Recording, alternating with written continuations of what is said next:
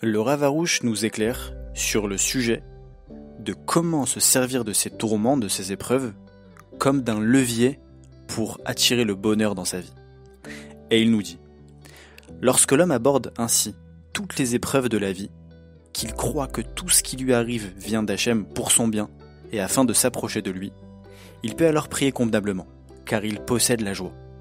Il utilise ses souffrances pour s'éveiller à prolonger sa prière et à prier du plus profond de son cœur en ne permettant pas à son mauvais penchant de l'embrouiller.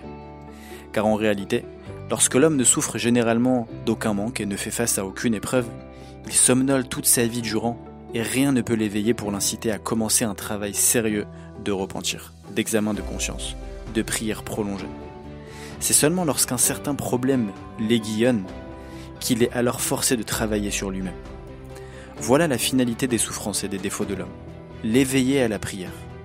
Il est vrai que personne ne veuille souffrir ou être tourmenté, mais après avoir vécu cette situation, comme par exemple des difficultés à trouver un conjoint, la stérilité, la maladie, les dettes, que Dieu nous en préserve, on doit considérer la finalité qui est entièrement bonne. On verrait alors que l'intention divine dans toutes ces épreuves n'était que pour le bien, soit pour appeler au repentir, soit pour expier des fautes. Lorsqu'on considère la finalité, c'est-à-dire l'intention divine, on ne souffre plus. Au contraire, on se remplit de joie par le grand bien de la finalité de ces tourments et on commence à remercier de tout son cœur, car c'est une occasion pour s'éveiller, multiplier les prières et se rapprocher beaucoup d'Hachem. La finalité des tourments n'est pas du tout de conduire l'homme à l'infériorité et la mélancolie, que Dieu nous en préserve.